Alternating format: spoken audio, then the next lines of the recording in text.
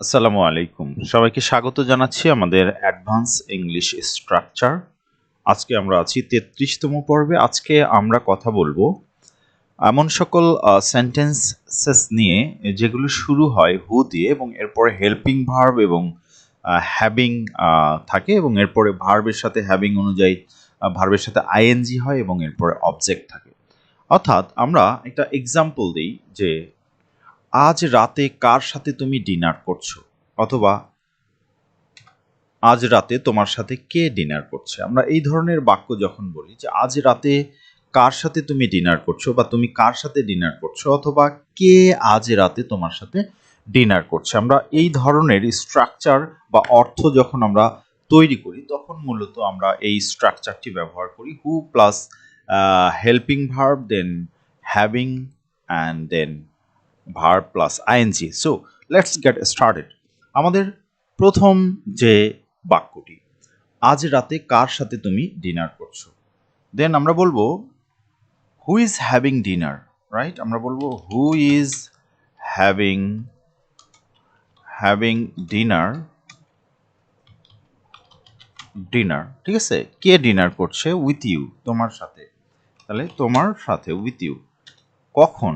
আজ রাতে। তাহলে আমরা বলবো টু নাইট, রাইট?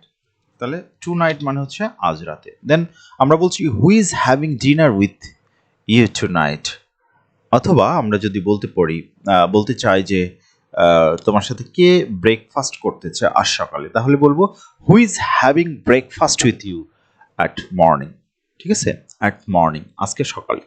সো আমরা এভাবে কিন্তু আমাদের এই বাক্যটিকে আমরা বিভিন্ন অর্থে নিতে পারি। সো আমরা যদি বলতে চাই যে কারা তোমার সাথে ডিনার করছে বা তুমি কাদের সাথে ডিনার করছো, দেন আমরা বলবো who are having dinner with you tonight. আজ রাতে তোমার সাথে কারা ডিনার করছে বা তুমি কাদের সাথে আজ রাতে ডিনার করছো। সো আমাদের পরের যে সেন্টেন্স, আমরা এখানে একটু দেখি কাল কার পার্টি আছে। সো আমরা কাল কার পার্টি আছে মানে কে কালকে পার্টি দিচ্ছে। ঠিক আছে, কে কালকে পার্টি দিচ্ছে, তাহলে এই অর্থে আমরা বলবো who is having party tomorrow. Who is having party, তাহলে আমরা বলবো who is having having party party ঠিক আছে, কে পার্টি দিচ্ছে বা কার পার্টি আছে। হু ইজ হ্যাভিং পার্টি কখন? টুমরো, আগামীকাল, যেহেতু বলছি কাল তাহলে আমরা বলছি আগামীকাল। So who is having party tomorrow. আমরা যদি বলতে পারি কালকে কারা পার্টি দিচ্ছে বা কালকে কাদের পার্টি আছে, তাহলে সেই ক্ষেত্রে বলবো who are having party tomorrow. Who are having party tomorrow, right? So আমাদের পরের যে বাক্য একটু ভালো করে খেয়াল করি, আমরা হয়তো ট্রান্সলেট করতে পারবো নিজেরাই। পাঠটি বুঝতে কার সমস্যা হচ্ছে, আমরা প্যাসিভ ফর্মে কিন্তু বলছি। কে পাঠটি বুঝতে সমস্যা ফেস করছে এরকম না বলে আমরা বলছি পাঠটি বুঝতে কার সমস্যা হচ্ছে। So who is having problem, who is having problem or trouble আমরা বলতে পারি। So who is having having trouble, who is having trouble. ঠিক আছে, কার প্রবলেম হচ্ছে? Who is having trouble, car problem হচ্ছে। অথবা হু ইজ হ্যাভিং প্রবলেম, কার সমস্যা হচ্ছে কি করতে? বুঝতে, রাইট? তাহলে ভার্বটা হচ্ছে বুঝতে, দেন আন্ডারস্ট্যান্ডিং, রাইট? আন্ডারস্ট্যান্ডিং কি? Party, the listen. তাহলে কার পার্টি বুঝতে সমস্যা হচ্ছে। অথবা আমরা বলতে পারি who are having trouble understanding the lesson, কাদের পাঠটি বুঝতে সমস্যা হচ্ছে, কাদের খেতে সমস্যা হচ্ছে। So who are having trouble eating, who are having trouble eating, কাদের খেতে সমস্যা হচ্ছে, কাদের পড়তে সমস্যা হচ্ছে। তাহলে আমরা বলবো who are having trouble reading, who are having trouble reading. ঠিক আছে, দিস লিসন, এই পার্টটি। আমরা এরকম করে কিন্তু এই সেন্টেন্সটিকে বিভিন্নভাবে আমরা আলাদা আলাদা অর্থে ব্যবহার করতে পারি। আমাদের পরের যে এক্সাম্পলটি আমরা দেখছি সেটি হচ্ছে সমুদ্র সৈকতে কার ভালো সময় কাটছে। তার মানে কে ভালো সময় কাটাচ্ছে। Who is having a good time, who is having a good time, right? আমরা বলবো who is having a good time. তাহলে আমরা বলছি হু ইজ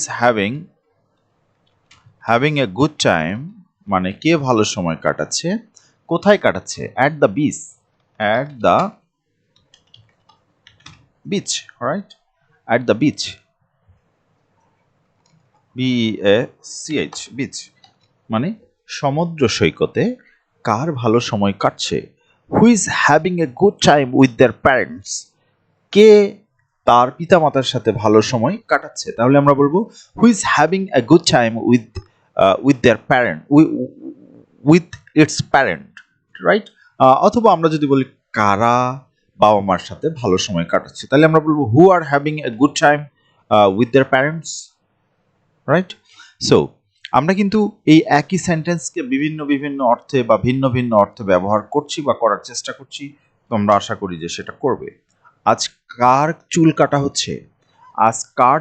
হচ্ছে, then who is having haircut, then আমরা বলছি who is having a haircut মানে চুল কাটা, রাইট। সো আমরা বলছি who is having a haircut today, আজকে কার চুল কাটা হচ্ছে। Who is having a haircut today, আজ কার চুল কাটা হচ্ছে, আজ কার খেলা হচ্ছে। Who is having a play today, অথবা আমরা বলতে পারি who are having a play today, right.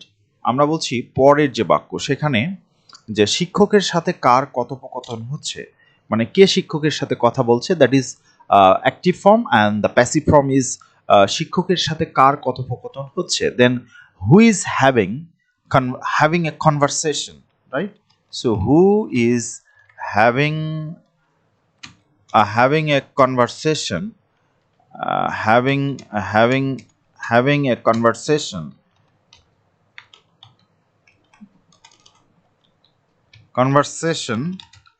with the teacher, right, with the teacher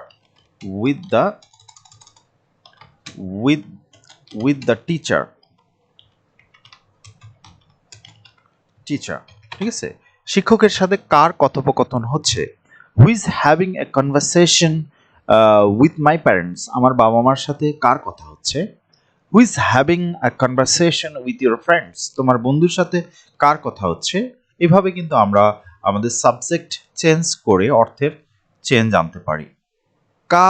কাজে কার কষ্ট হচ্ছে, who is having hard time at work, ঠিক আছে। দেন আমরা বলছি who is having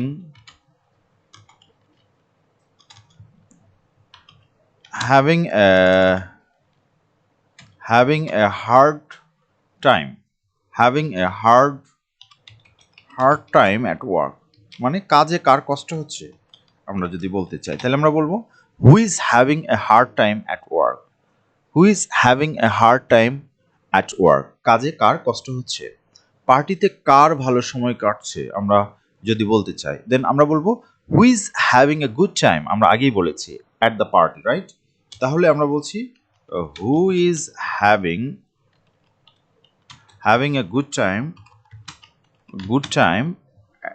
at the party, right?